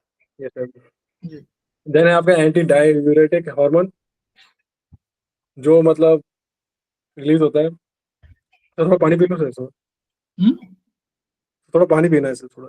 हाँ, पी लो पानी पी लो। पी लो भाई, किसने मना किया पानी पीने का? हद है, पानी पी लो। Thank you sir. देन है आपका ADH, ठीक है। ये जैसे आपकी जो कितनी क्वांटिटी में यूरिन निकलना है, तो वो ऐसा नहीं है कि मतलब जितना होता है वो पूरा निकल जाता है, मतलब एक इतनी क्वांटिटी फिक्स है, मतलब उतना निकलेगा। देन बाकी जो एबनॉर्मलिटी आती है, मतलब जब आपको कोई डिजीज होती है, कभी ज़्यादा या कम निकलना है, तो वो एक फिक्स होता है, इतना अमाउंट निकलना है हेल्दी बंदे में से, तो वो डिसाइड करता है आपका ADH हार्मोन जो है, ठीक है। इंक्रीज डिक्रीज कर सकता है, मतलब एक्चुअली एंटी है, एंटी डाययूरेटिक, एंटी समझ लीजिए, एंटी है, यानी जो पानी जो निकलना है बाहर, यूरिन निकल रहा है नॉर्मल, उसमें निकल रहा है। अब बॉडी को जरूरत पड़ेगी, पानी कम है, तो वो चाहते हैं कि पानी हमारा और हमारे पास रहे। तो अब वो ऑर्डर, ये ब्रेन का ऑर्डर आता है कि भाई इसको, किडनी को, कि भाई पानी थोड़ा सा और बचाइए। तो बचाने की जब बात आई, तो जो भी वो उनका नलिकाएं होती हैं, उनका यूरेटर नहीं होता अभी तो यूरेटर के पहले जो आते हैं उसको, जैसे ज्यादा पानी जाएगा तो उसके साथ सॉल्ट भी चले जाएगा, सॉल्ट या फिर जो मिनरल्स हमारी बॉडी को चाहिए। हाँ, यस, इसीलिए वो कहते हैं कि पानी और सॉल्ट दोनों को ये रोक लेते हैं। तो जो उनका डिस्टल कॉन्वोल्यूटेड ट्यूब्यूल होती है और लूप ऑफ हेनले होते हैं, इन सब में वो क्या करते हैं, पानी को जो है, ये पानी को रोक लेते हैं, तो यूरिन कम हो जाता है। अब मगर मान लीजिए ये हार्मोन ही कम निकल रहा है, तो यूरिन बढ़ जाएगी। अगर यूरिन बढ़ गई, तो कभी कभी मान लीजिए आपने जो है शुरू में मान लीजिए आपने शुगर खूब ले लिया, तो क्या होगा, शुगर लेने से ये सब पूरा यूरिन जो बढ़ेगा, तो कभी कभी मुंह, इसमें यूरिन में आपका शुगर भी आती है। तो इसको शुगर बेस माना जाना चाहिए कि आपने तुरंत बहुत खाया और शुगर निकलने लगी। इसको डायबिटीज इंसिपिडस बोलते हैं। This is also said to be diabetes. तो डायबिटीज माने क्योंकि शुगर है इसलिए डायबिटीज हो गई, लेकिन it is said to be insipidus. और वो क्या कहलाती है? Diabetes mellitus, mellitus. वो बीमारी जो बीमारी है वो, ये ये अलग बीमारी है, नहीं है, ये एक टेम्पररी फेज है। आप कंडीशन है। अचानक आए, आपने खूब जो 1-1 किलो खा लिया आपने मिठाई, नेचुरली कहीं तो शुगर निकलेगी ही, ऐसा तो नहीं बहुत सारी सारा होगा। Yes, sir। और उसमें लिखा हुआ कि अगर ये हाई ज्यादा निकल जाए तो हाई ब्लड प्रेशर भी उसकी वजह से हो सकता है, मतलब बॉडी में। हाँ हाँ, ये इसका रोल वही रोल है। वही रोल है। ये रोल हम लोग आगे पढ़ेंगे। हम लोग तो केवल अभी ये समझ रहे हैं कि ये एक हार्मोन है जिसका मतलब यूरिन से संबंध है। दूसरा जो है ये एडीएच में जो आपका पानी और सोडियम वगैरह को, और इसका जो एब्जॉर्प्शन, रीअब्जॉर्प्शन, पुनः अवशोषण, पुनर्शोषण बोलते हैं, अवशोषण नहीं, पुनर्अवशोषण, मतलब जो पानी निकल चुका था उसको भी ये रोक लेते हैं, तो वो पुनर्अवशोषण है। और एक बीमारी इससे जुड़ी हुई है, इसका नाम है डायबिटीज इंसिपिडस। ये कोई बीमारी नहीं है, ये टेम्पररी फेज है, बस इतना जानना है। अगला है आपका थायराइड ग्लैंड, जो आपके नेक में फ्रंट पोर्शन में है, ठीक है। उसके 2 पार्ट है, लेफ्ट एंड राइट। तो हमने पढ़ा था कि टीसीएच, तो कोई बता सकता है टीसीएच कहाँ से रिलीज होता है? मतलब कौन सा? ठीक है, तो TSH, जो यस सर, TSH तो होता टीसीएच है पिट्यूटरी ग्लैंड से होता है, एंटीरियर पोर्शन से। पिट्यूटरी मास्टर ग्लैंड है। Yes sir. वो देखिए, जहां स्टिमुलेटिंग हार्मोन की बात आए, समझ जाइए कि ये इस हार्मोन वहां से नहीं निकल रही, बल्कि स्टिमुलेटिंग माने कोई कंट्रोलर है, स्टिमुलेट कर रहा है। स्टिमुलेट करना उनका काम। कहूँ कि मान लीजिए मैं कहूँ कि शरद ये काम करिए, और शरद मेरे कहने पे काम कर रहे हैं, तो I am the master, order वहां से आ रहा है। ऑर्डर आ रहा है ना। तो वो टीचर क्या कहता है? पढ़ो पढ़ो। अब पढ़ना शुरू कर दिए बच्चों ने, अब वो ऑर्डर नहीं आया पढ़ो का, तो बच्चे अपना खुद खेल कूद रहे हैं। वो फंक्शन है, ये मतलब है। तो जब टीसीएच वहाँ पहुंचता है ब्लड के थ्रू, जब आपके थायराइड में पहुंचता है, तो वहाँ जो ग्लैंड है तो वो सीक्रेट करता है आपका थायरॉक्सिन, जो कंट्रोल करती है आपकी मेटाबॉलिक एक्टिविटीज को, जो भी टिश्यूज की जो डिफरेंट मेटाबॉलिक एक्टिविटीज उसको कंट्रोल करता है। इसलिए थायराइड जो ग्लैंड है बहुत इंपॉर्टेंट है, जो आपकी बॉडी का मेटाबॉलिज्म डिसाइड करता है, मतलब बहुत हद तक ये उसको कंट्रोल करता है, मतलब या उसको इम्पैक्ट करता है। Along with the growth hormone, this thyroxine helps in development of the brain also, ठीक है। ब्रेन के डेवलपमेंट में इसका बहुत रोल है। हाइपो सीक्रेशन, हाइपो यानी अगर कम सीक्रेट हो ये थायरॉक्सिन हार्मोन, तो क्या बॉडी में डिफॉर्मिटी आ सकती है। अगर एक्सेस हो जाए तो फिर हाइपरथायरॉयडिज्म हो जाता है, जो आप डिटेल में बाद में पढ़ेंगे।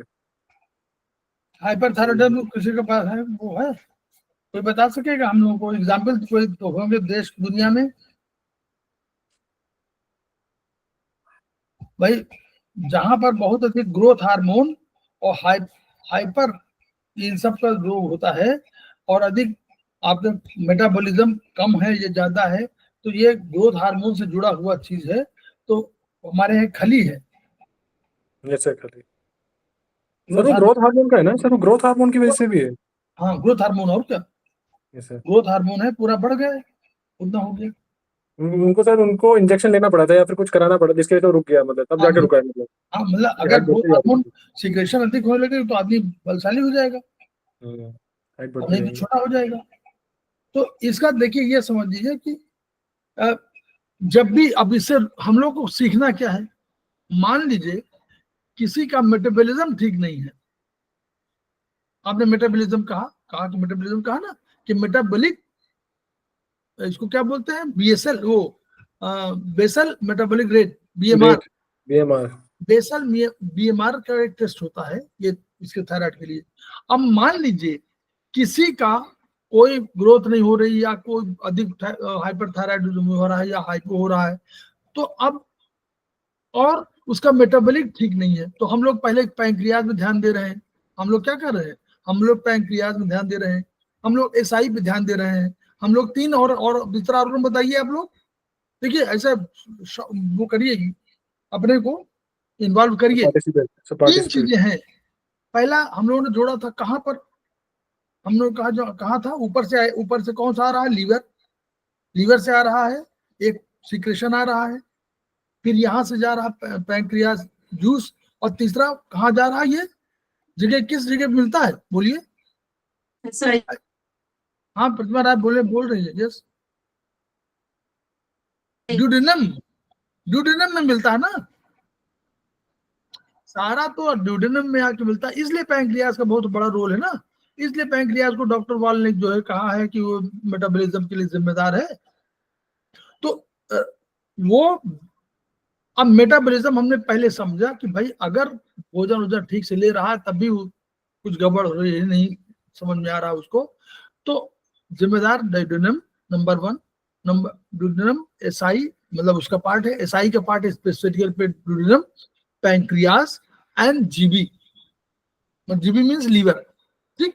तो ये जिम्मेदार हम लोग मान लिया पहले इस चीज में। अब हमने देखा कि नहीं, हमने ये उसमें टेस्ट भी किया लेकिन तब भी कुछ गड़बड़ है, तो यानी कौन सा थायराइड, नोट कर लीजिए। अब थायराइड में आपको ध्यान जाना चाहिए,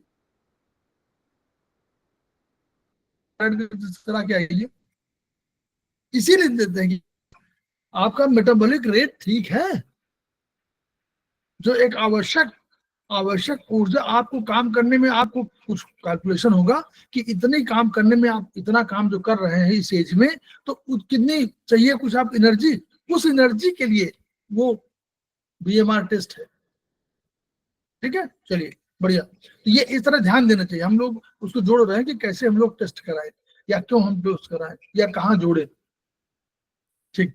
तो सिंपल, अगर आप जैसे आप सर ने बोला मेटाबॉलिज्म, तो अगर सिंपल समझना मेटाबॉलिज्म होता क्या है, बेसिकली ये है कि आपकी जो आपने खाना खाया वो कितना एफिशिएंटली एनर्जी में कन्वर्ट हो गया, बेसिकली वो है। जिनका लो होता है मतलब उतना मतलब सही से हुआ नहीं, मतलब कन्वर्ट वेस्ट ज़्यादा हो जाता है, मतलब पूरा एनर्जी कन्वर्ट। जिनका हाई होता है तो वो मतलब जितना वो खा रहे हैं वो सही से बोलते नहीं शरीर पर लग रहा है, तो वो चीज़ है मेटाबॉलिज्म, वो है बेसिकली कितना इजीली आपका जो है कन्वर्ट हो रहा है एनर्जी में जो आपने खाना खाया। ये हो गया थायराइड हो गया। देन है आपका पैराथायरॉइड। ये थायराइड ग्लैंड के साथ अटैच होते हैं, 4 होते हैं टोटल, ठीक है। इसमें से निकलता है आपका हार्मोन पैराथॉर्मोन, पैराथॉर्मोन पैराथार्मोन, इसी से नाम आप लोग भूलिएगा नहीं, जो भी ग्लैंड है उसी के हिसाब से नाम है। थायराइड तो थायरॉक्सिन, अब देखिए थायराइड कोई, तो अब पैराथायराइड तो पैराथार्मोन, ये सब अब उसी तरह नाम है, सब नाम है, तो नाम बहुत बढ़िया रखे गए हैं।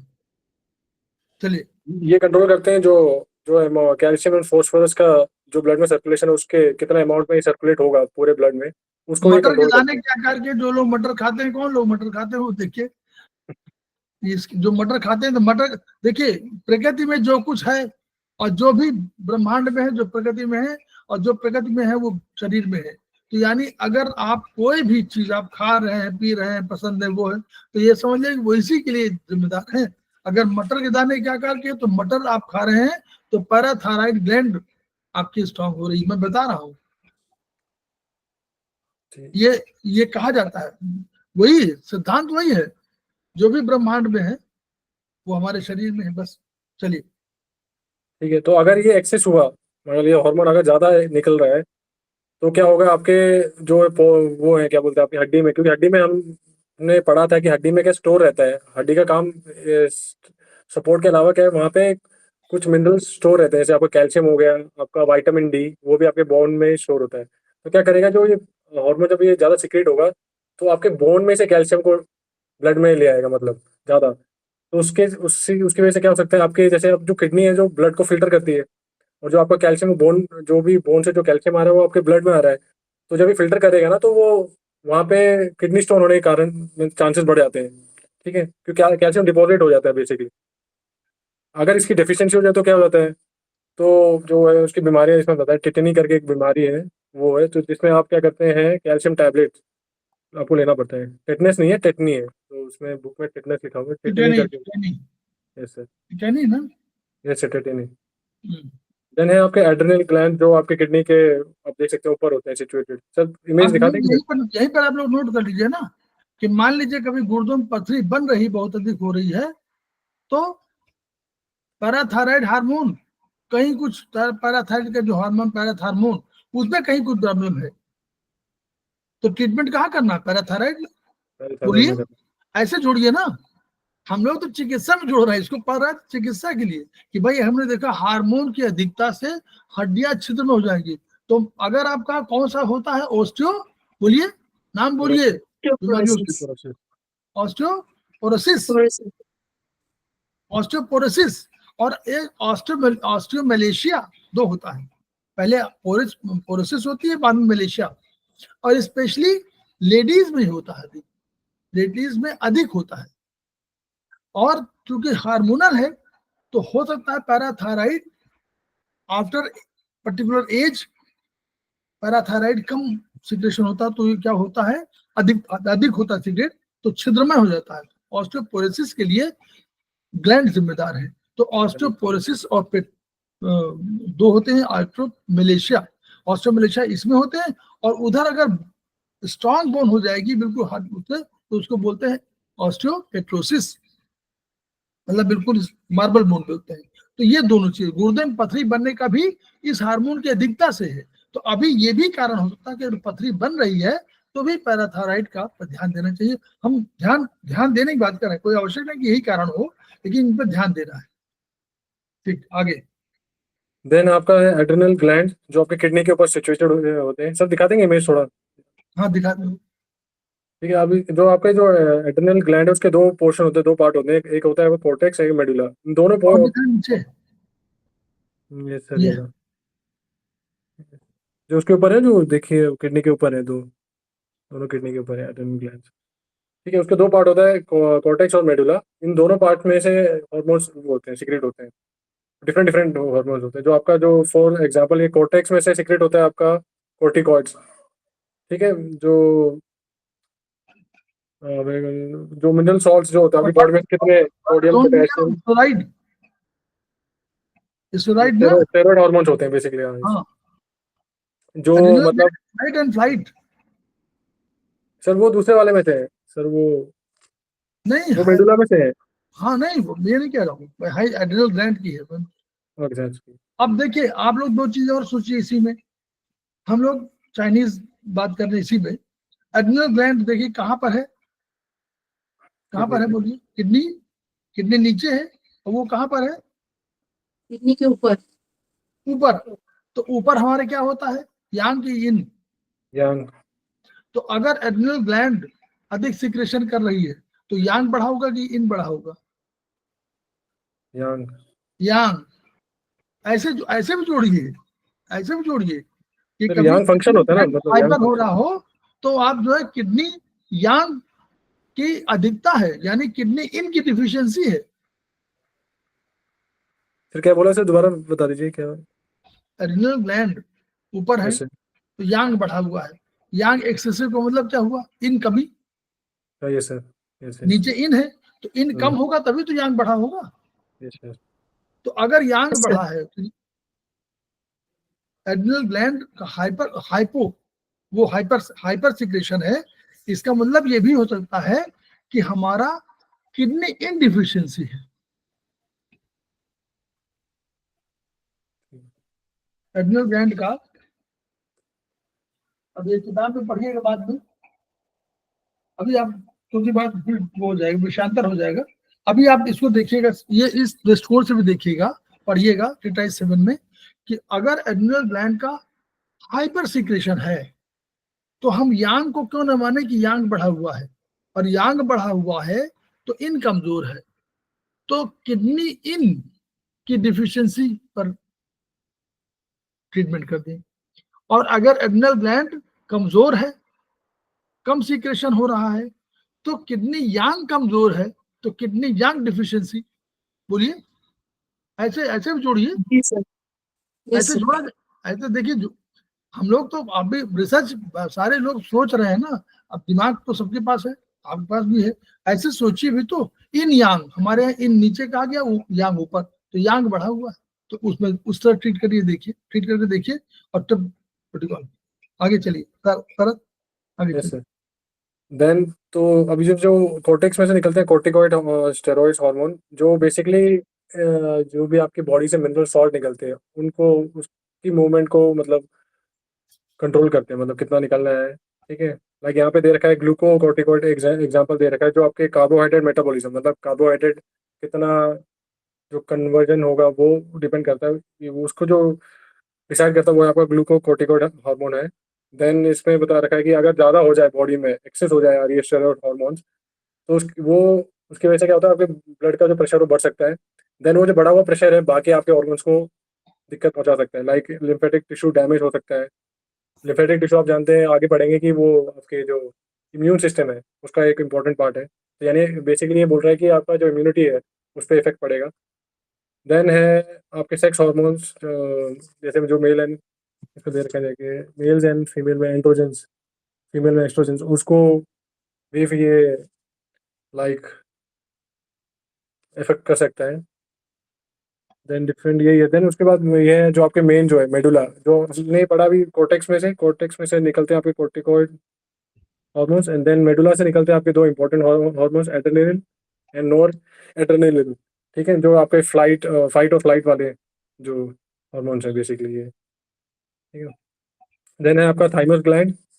ये मतलब बच्चों में थोड़ा इफेक्ट ज़्यादा वो होता है इसका, फिर जैसे बड़े होते जाते हैं तो इसका जो इम्पोर्टेंस है वो थोड़ा कम हो जाता है, बट इम्पोर्टेंस रहता है क्योंकि इसमें ना ये एक रेस्टिंग प्लेस है टी सेल करके। ठीक है, जो एक आपका सेल है वो जिसका इम्यूनिटी में बहुत रोल है, उसका एक रेस्टिंग प्लेस है। देन यहाँ पे मेच्योर होता है, देन वो फिर फर्दर बॉडी में ट्रांसपोर्ट हो जाता है। तो थाइमस ग्लैंड आपका जैसे यहाँ लिखा है, produce antibodies and T lymphocytes, वो टी सेल है।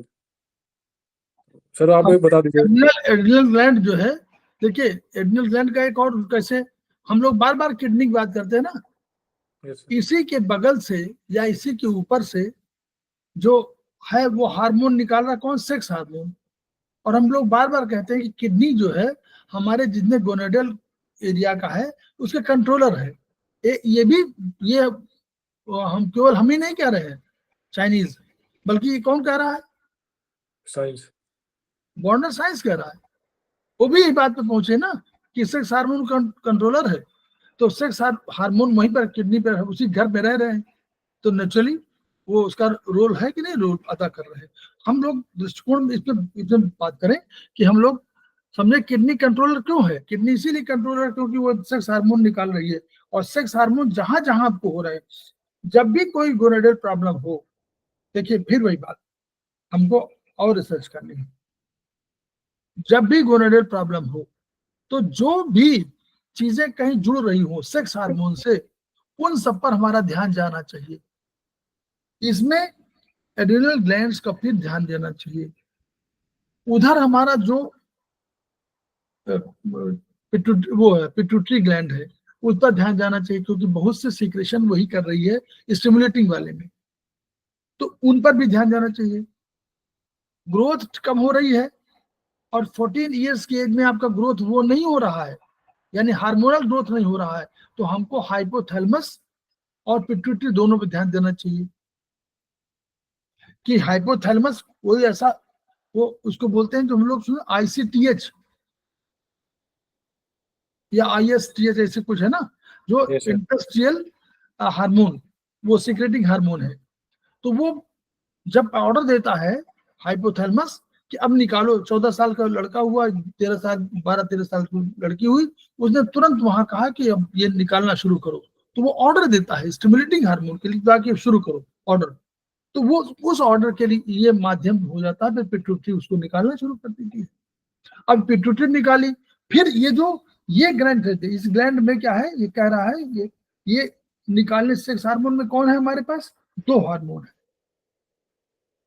एस्ट्रोजन और And androgen. Androgen, Androgen. है ना, एंड्रोजन और एस्ट्रोजन। अब एंड्रोजन एस्ट्रोजन नहीं होंगे, तो एंड्रोजन अगर नहीं होगा तो बाइंडिंग हार्मोन है, वो फिर आपको टेस्टिकल्स में जो आपका प्रोडक्शन है वो उसको घटाएगा। यहां पर होगा तो FSH LH और ये तीनों मिल करके उसको ठीक करेंगे, नहीं तो प्राइमरी सेकेंडरी वाले वो नहीं आएंगे। प्राइमरी तो माने आप पहले से आप हैं, सेकेंडरी माने जो आपको दिखाई पड़ने लगता है, तो जो दिखाई पड़ता है वो सेकेंडरी है। तो सेकेंडरी हार्मोन यही अर्थ है। तो ये सेकेंडरी हार्मोन के रूप में भी तो है एंड्रोजन एस्ट्रोजन। अब जरूरत पड़ गई है कि अब आपको नारी बनना है, अब जरूरत पड़ गई आपको पुरुष बनना है, तो ये वाले रोल है। ऐसे हम लोगों को भी देखना चाहिए। धीरे धीरे बढ़ाइए ज्ञान, और कहीं शॉर्ट नोट बनाते जाएंगे तो बढ़िया रहेगा। ठीक, आगे सर ये सेम कंसेप्ट वहाँ यूज कर सकते हैं ना आयुर्वेदिक एक्यूप्रेशर में, मतलब कि अगर इन केस प्यूबर्टी लेट आ रही है तो काल पे ट्रीट करके। हाँ यस, काल भाई अगर अगर लेट हो रहा है तो काल को इनको बढ़ाना है, और अगर जल्दी हो रहा है तो काल को घटाना है। अच्छा। तो ये भी एक ट्रीटमेंट का सिस्टम है। दूसरा हमारे पास बता तो रहे किडनी वाला जो 4-5 दिन वो है, उन पर बिल्कुल आप याद रखिए, वो बहुत बड़े आपके हीलर हैं। हीलर मीन्स कि डिजीज को ठीक करने वाले। किडनी के चारों पॉइंट, चारों मतलब वो किडनी इन, किडनी यांग, किडनी की, किडनी एसेंस, बहुत बहुत बड़े हीलर है। आप वो करके देखिए तो मिराकुलस पूरा, जब आपको स्ट्रक्चर आंखों के सामने होगा ना तो आपको बढ़िया रहेगा, आपको लगेगा अरे किडनी तो, देखिए आप सब लोग जान रहे हैं किडनी इन जो है सबको पोषण देती है, किस सिवा सिवा एक केवल ऑर्गन बताइए। तो क्या सर? किडनी इन से सभी पोषण पाते हैं, वो सारे इन को पोषण देती है किडनी इन, सिवा एक के, except one, that is spleen. Spleen नहीं लेती। किडनी यांग सभी को शक्ति, सारी यांग को शक्ति देती है सिवा एक के, उस एक का नाम लीवर। अच्छा। लीवर यांग नहीं लेता, ठीक है। बस ये फंडा, इस फंडा को भी याद रखिए कि जब भी किडनी इनडिफिशिएंट होगी, जब भी कह रहा हूं, जब भी किडनी इनडिफिशिएंट होगी और उसका इलाज ठीक से नहीं होगा तो लीवर इनडिफिशिएंट हो जाएगा, हार्ट इनडिफिशिएंट हो जाएगा, सारे इनडिफिशिएंट हो जाएंगे एक्सेप्ट स्प्लीन। क्लियर? उसी तरह किडनी यांग डिफिशिएंट होगा, लंबे समय तक हार्ट यांग डिफिशिएंसी कर देगा, कि स्प्लीन यांग डिफिशिएंसी कर देगा, सबको कर देगा एक्सेप्ट लीवर यांग, क्योंकि लीवर यांग तो उसे ले ही नहीं रहा, कोई ऊर्जा नहीं रहा।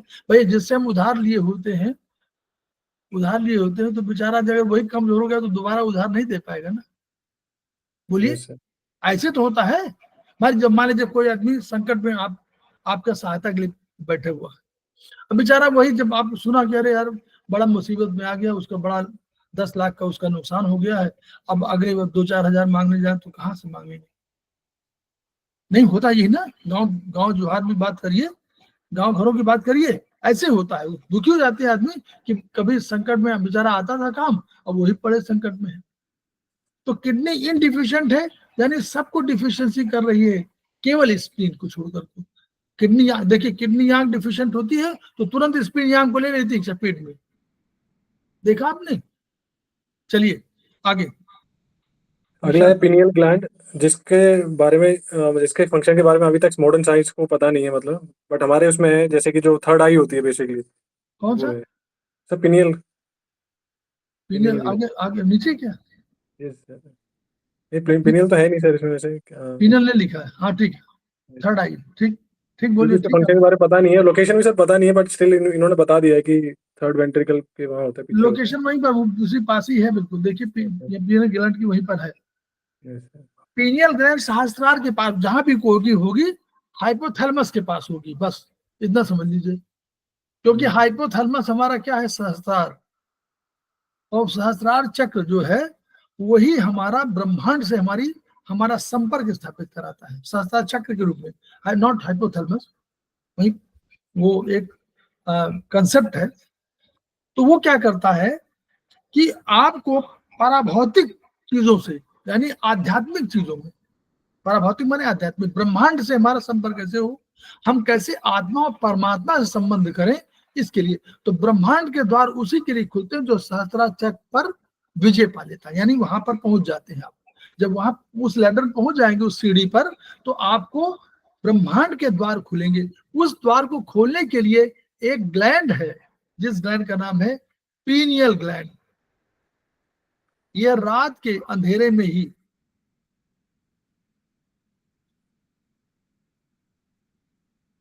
सर आवाज नहीं आ रही है। जब, ठीक है, उसी तरह रात के अंधेरे में ही इसका अधिक प्रादुर्भाव होने से आपको ब्रह्मांड से आपका अधिक संपर्क हो सकता है। इसीलिए ऋषि मुनि गुफाओं कंदराओं में रहते थे जहां दिन में भी अंधेरा हो और रात में तो अंधेरा हो ही। जो लोग रात में या दिन में बिजली जला करके या दिन के उजाले में सोते हैं तो उनका धीरे धीरे पीनियल ग्लैंड कमजोर होती है, क्योंकि वो सिक्रेशन नहीं करती है। सिक्रेशन नहीं करती है तो अनिद्रा रोग हो जाएगा। तो पीनियल ग्लैंड के को अधिक सक्रिय करने के लिए मिड ब्रेन में, मॉडर्न साइंस मिड ब्रेन में जीबी 11 और जीबी 16 दो सेंटर है, ठीक। तो वहां पर आप करिए और दूसरा पीनियल ग्लैंड पर भी करिए। अब हम लोग एक पॉइंट क्या खोजे कि हम लोगों को पीनियल ग्लैंड पर भी मेथी लगाना चाहिए। हम लोग नहीं लगाते, नोट करिए कहीं कि पीनियल ग्लैंड सोने के लिए हम जो भी करते हैं, गार्डनर में लगा दे, दिशा में लगा दे, मन पे लगा दे, सब कुछ लगा दे, पीनियल ग्लैंड को तो ट्रीट ही नहीं करते हैं। सर जो मेलाटोनिन हार्मोन निकलता है वो पीनियल ग्लैंड से निकलता है, जो हमें यस मैम, नींद भी आता है, relax. Melatonin hormone. Yes sir. Next, ठीक, आगे। सर जो अगला है लिम्फेटिक सिस्टम, जो one of the most important है, मतलब जो भी आपका बॉडी का इम्यून सिस्टम है वो इस पर डिपेंड करता है। तो लिम्फेटिक सिस्टम क्या करता है, जो आपके बॉडी में जो जो भी वेस्ट है उसको बाहर निकालना, और जो भी इंट्रूडर है आपकी बॉडी में जो आते हैं उनको मतलब ख़त्म करना बेसिकली। तो ये काम कैसे करता है, तो जैसे ये लिम्फेटिक सिस्टम आप देख सकते हैं। तो बेसिकली क्या होता है, हर दिन आपकी बॉडी में, जैसे हमने पढ़ा था कि जो सर्कुलेटरी सिस्टम, अगर आपको याद है हमने पढ़ा था कि सर्कुलेटरी सिस्टम में क्या होता है, ब्लड वेसल्स होते हैं। और ब्लड वेसल्स 3 टाइप के होते हैं, हमने पढ़ा था। आपका कौन कौन से होते हैं आपके, एक तो वेन, आपके आर्टरीज एंड आपके कैपिलरीज। कैपिलरीज क्या करते हैं, जो आर्टरीज और वेन के बीच में इनका कनेक्शन होता है, इनका बहुत बड़ा नेटवर्क होता है, ठीक है। उनका पर्पस क्या होता है कि टिश्यूज में जो सेल होते हैं वहां तक क्या पहुंचाना है, आपको न्यूट्रिएंट पहुंचाना है ब्लड के थ्रू। न्यूट्रिएंट हो गया, आपके ऑक्सीजन हो गया। देन सेल क्या करता है, उसका जो मेटाबॉलिक एक्टिविटी के बाद वहां से वेस्ट निकलता है सेल का। बेसिकली क्या होता है, बॉडी में हर दिन कम से कम 20 लीटर जो प्लाज्मा है, जो प्लाज्मा होता है आपका, जो ब्लड का जो लिक्विड पार्ट, वो इन कैपिलरीज में से निकलता है, बाहर निकलता है, ठीक है। छोटे छोटे पोर्स होते हैं उसमें से निकलता है। देन वो, क्योंकि सिंस कैपिलरी जो होते हैं आपके टिश्यू से कनेक्टेड होते हैं, तो क्या होता है, जो खून है टिश्यूज में जाता है, बेसिकली सेल में जाता है। एंड देन सेल क्या करता है, न्यूट्रिएंट ये सब ले लेता है, ठीक है। और उसके बाद लेने के बाद जो काम हो गया, एनर्जी जनरेट होगी, उसके बाद क्या है, जो उसका मेटाबॉलिक वेस्ट होता है वो बाहर निकालता है। तो क्या होता है, जो ये प्लाज्मा जो लाया है, जो कैपिलरीज जो लाई हैं, वही वापस भी ले जाती है वेस्ट को बेसिकली।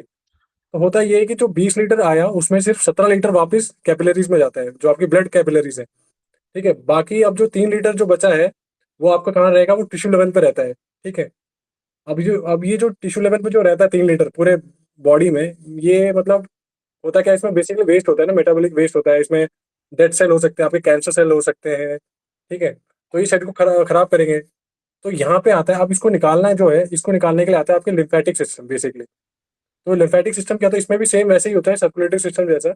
इसमें भी कैपिलरीज होती हैं, इसमें वेसल्स होते हैं।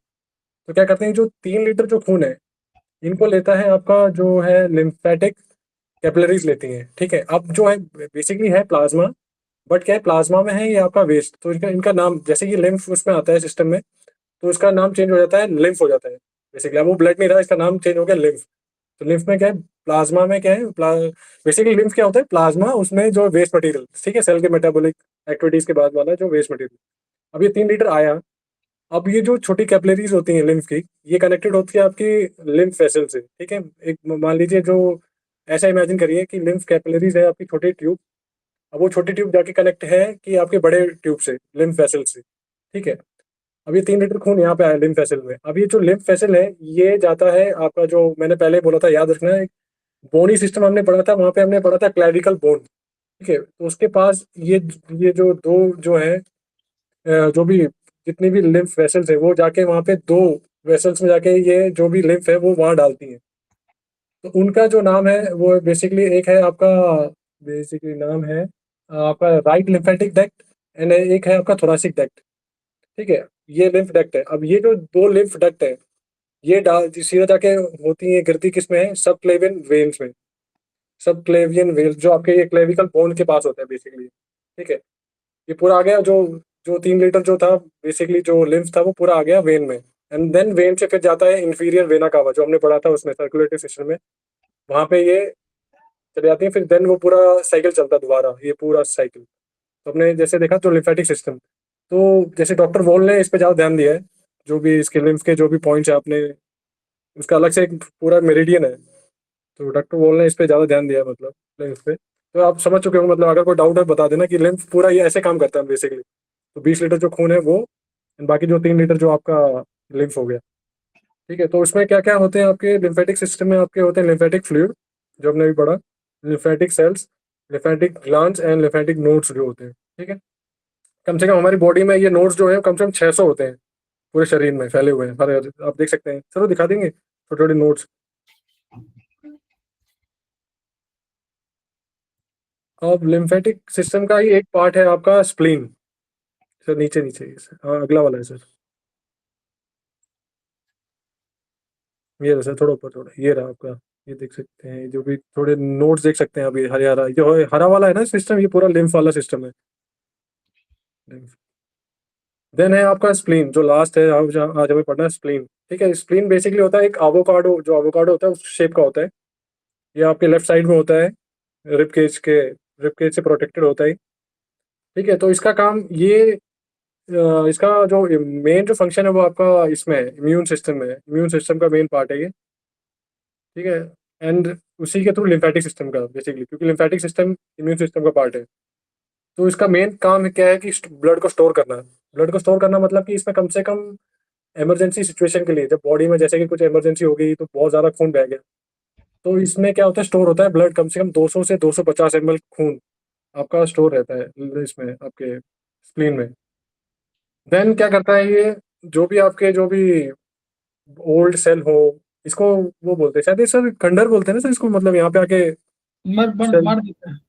यस सर, सर मार देता है जो भी ग्रेवयार्ड ग्रेवयार्ड ग्रेवयार्ड। हाँ ग्रेवयार्ड है सर, ग्रेवयार्ड है बेसिकली ओल्ड सेल्स का। देन ये क्या करता है, ये ब्लड को फिल्टर भी करता है, वही जो फिल्टर करने का वही प्रोसेस जो ग्रेवयार्ड जो है, जो भी पुराने सेल उनको मार देता है। देन ये क्या है, ये बेसिकली स्प्लीन क्या है, वो WBC बनाता है एंड आपके एंटीबॉडीज भी बनाता है। ये दोनों आपके इम्यून सिस्टम में जो भी, मतलब इनका जो यूज होता है वो इम्यून सिस्टम में होता है बेसिकली स्प्लीन का। तो बस सर यही चीज़ है कि इसमें फिर एग्जांपल दे रखा है कि जब जैसे कोई क्या मलेरिया एंड टाइफाइड के केस में स्प्लीन का साइज बढ़ जाता है, इन्फ्लेम हो जाता है, मतलब आपका जो स्प्लीन है इन्फ्लेमेशन हो जाता है इसकी वजह से। तो वो सब चीज़ें, तो ये बेसिकली आपको समझ में आया होगा, मतलब लिम्फेटिक सिस्टम की इसमें ज़्यादा ध्यान देते नहीं, बट ये बहुत इंपॉर्टेंट है। इसमें डॉक्टर वॉल ने बहुत वो किया है, मतलब अलग से मेरिडियन बना रखे हैं। तो सर इतना ही है सर, हो गया सर कंप्लीट। बहुत बढ़िया, बहुत बढ़िया। हम लोगों ने देखिए काफी सिस्टम को जान लिया, कम से कम एक उसका नटशेल में हम लोगों ने सारे को समझ लिया कि क्या हमारे बॉडी का सिस्टम है। अभी हम लोग उस पर बात करेंगे अलग, बेसिक हम लोग समझ में आ गया कि कैसे कैसे सिस्टम है, क्या क्या फंक्शन है। फिर हम उनको पढ़ेंगे तो हमको और समझ में आएगा। तो हम लोग जो है खेमका सर के सपनों को पूरा करें, और सपने हम लोग जानते हैं क्या है कि हम लोगों को बहुत मेहनत करनी है, खूब ज्ञान रखना है, खूब ज्ञान बढ़ाना है, दूसरों को ज्ञान बढ़ाना, अपना बढ़ाइए तो दूसरों को भी बढ़ाइए, ताकि दोनों साथ साथ इकट्ठा हों। तो हमको कभी भूल जाए तो हमको शरद बता दें, हमको बबली सिंह बता दें, हमको प्रतिमा राय बता दें, हमको डॉक्टर कोमल बता दें। यही तो तरीका है, ज्ञान क्या यही है। ऐसा नहीं कि एक आदमी बोल रहा है एक आदमी सुन रहा है ना, दोनों बोल रहे हैं दोनों सुन रहे हैं, दोनों वक्ता और दोनों श्रोता दोनों होने चाहिए। तो इसलिए जो है खेमका सर ने ही बोल रहे थे ईच वन, अदरवाइज क्या था, अगर each one reach one concept कहाँ से आया, उल्टा है। देखिए पहले क्या था हमारे परंपरा में, उन्होंने क्यों पढ़ा, गुरु शिष्य परंपरा से अलग अलग परंपरा की शुरुआत किया। आप ब्रॉडर कंसेप्ट देखिए, गुरु क्या करता था, गुरु बैठा रहता था, शिष्य उसके पास जाता था। आप देखिएगा पूरा, यानी इंद्र के पास भी तो हम ही लोग गए, भरद्वाज ऋषि गए, ज्ञान लेने के लिए। वो दक्ष प्रजापति के बाद तो अश्विनी कुमार गए, ऐसा नहीं हुआ। तो सारा जो है शिष्य को जाना पड़ता था। ये है भी परंपरा, यही नॉर्मली है। उन्होंने कहा कि इतने पर ही काम नहीं बढ़ेगा, ईच वन जो गुरु हुआ should go to each one, तो शिष्य उसको ज्ञान दीजिए, ट्रीट करिए, पढ़ाइए। Each one reach one, each one treat one, each one teach one. वो केवल हम लोग केवल उसको रटते हैं ना, रटने की बात नहीं, उसको आत्मसात करिए।